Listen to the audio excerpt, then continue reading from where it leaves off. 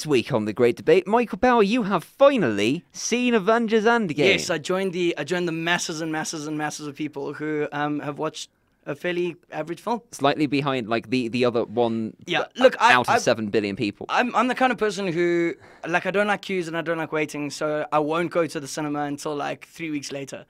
But how could you do that for this movie? I don't know. I don't know how I lost it that long, to be honest with you, because I saw it 10 days after it got released. And you weren't spoiled? No, I was spoiled a little. I do tend to go on social media more often than I should, but it's also now. So with this and Game of Thrones, because I haven't seen the last season of Game of Thrones. I know, and that finished this week too, and you can't talk about that. And I can't talk about that. I'm slowly but surely not going onto Facebook anymore because people share spoilers on Facebook, and I'm slowly but surely not going onto websites like Reddit and like 9gag, which I think is a win for me. Because that's probably a healthy thing to do. Actually. I have to now like have like conversations with people. Okay, but I figured, seeing as though, you know, you've seen it, most people have seen it, it's going to make the most money any movie it's ever made. Ever made of all time, ever. Like, I mean, it's on 2.5 right now and needs to be on 2.7, basically. Right. And it's going to run for, like, till June, so it will break that record. So we're going to run with the assumption that you have seen Avengers Endgame and have a full spoilers breakdown under the guise of, is Avengers Endgame the greatest movie of all time? Spoiler alert, yes, it is. It's absolutely the best movie of all time. All right, I'm going to categorically disagree with you there. Okay. Endgame is a good film. It's probably in the top 10 good films in terms of visual aesthetic, and it's probably a really, really, really good film. If you look at the story and the fact that there's 33 movies behind it and 20 years of planning and Kevin Feige doing his thing.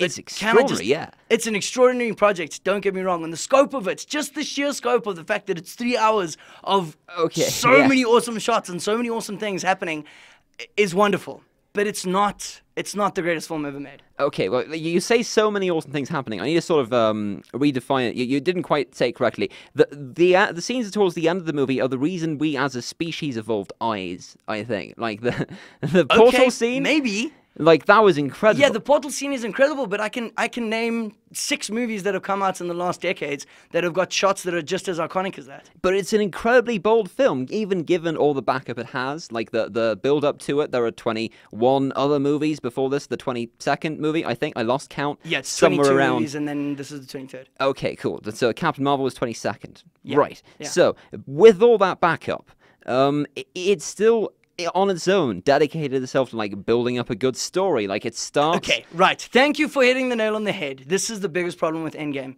is the story. Okay. And here's how I'm going to categorize it.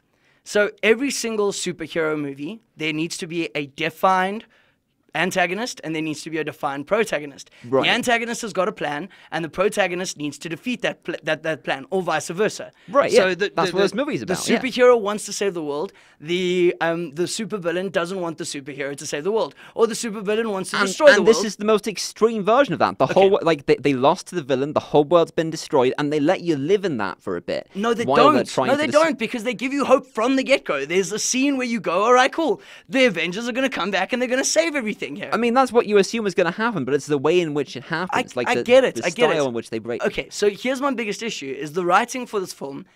There is no supervillain in this movie. That's Thanos.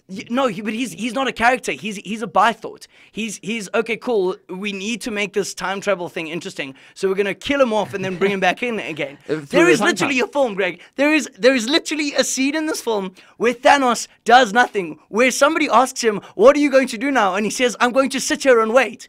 Like, that is his master plan, to sit down and wait for something to happen, for the Avengers to go and screw up or do something, and then he's gonna come back. He was sending Gamora and Nebula in to infiltrate. Which means that Gamora and Nebula are the main antagonists of this film. Not really. So break it down. The greatest films of all time. And I'm talking superhero alone here. Okay. The Dark Knight Rises, for example, excellent film.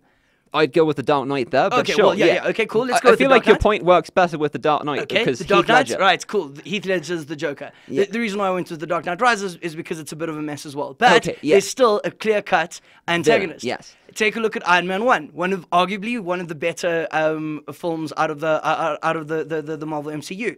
Clear, defined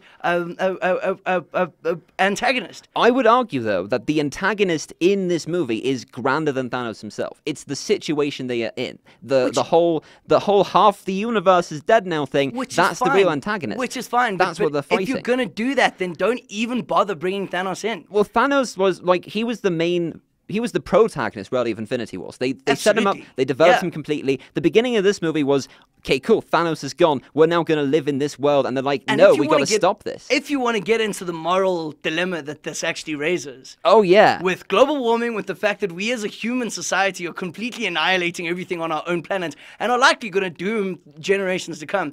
Perhaps Thanos is actually the protagonist, but he doesn't appear in Endgame as anything. He's a villain. He's a clear villain. I like how this movie goes. I see how your Thanos' right theories work, but like he is the bad guy. He is a villain. They make him like a real sort of straight cut villain at the end. He doesn't kill anybody. He doesn't do anything that makes you question his moral obligation. He's got very little dialogue. He's got very little major scenage. And I mean, he's the whole back third of the film. He's the big like when the portals thing happens, it happens because of him. But you're going, oh my word, this is so awesome because you get to see Peter Parker flying on Mjolnir, and like holding and you get to see that. And before that, you get to see Cap wielding Mjolnir. Like that on its own, I would have gone, this is a cool movie. Like I get you, but take it as a standalone film. So as a standalone film, it does work. Ignore the 20 million other aspects to this film. Take a look at it as a standalone film. What do you have? You have a story of 5 or 6 people who make their own problems and then they fix their own problems. Right, yeah. It's an interesting way. Like, they're a really self-destructive group of people, as has been established. And also, even like, playing within those rules, like, Return of the King doesn't work on its own. You gotta have, like, they've got the setup there, and that's fair play. Return of the King, in my opinion, isn't the best film out of the Lord of the Rings series. That's the second controversial thing you said on this. There you go. I'm sorry. I'm just looking at it from a pragmatic standpoint and from a nitpicky standpoint. It's an excellent film, don't get me wrong. And you know what stands out for me is the fact that it's absolutely groundbreaking. The fact that there is a scene, and I'm getting goosebumps thinking about it now. The fact that there is a scene where you see all of your favorite female superheroes line up and just kick ass. Yeah, like in this hugely testosterone-filled film works. Yeah, it does work, and I mean, they could have maybe done a bit more to set throughout the series, but they are promising to try more in the future, so that's great. Which is fine. I feel like that's one of the bigger flaws is I think that this film was about 5 dudes and 1 woman. Probably. Exactly. And I'll give you that.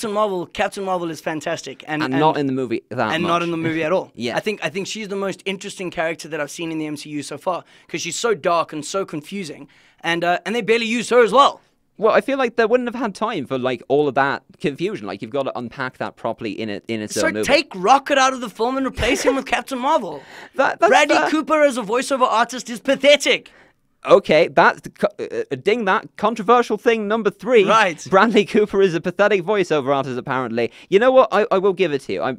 I'm not 100% committed to this as my favorite movie of all time, but I did think it was an incredible achievement. And you see, this debate is flawed as well because I didn't do anything apart from prove you wrong. Like I didn't set up my own storyline. I didn't tell you what the greatest film of all time is. You know what? It's Citizen Kane, by the way. Citizen Kane or Fight Club, one of the two. Okay. I disagree with both of those. Okay, cool. But I would say this would be the greatest film of all time if, and only if, they'd include a Squirrel Girl.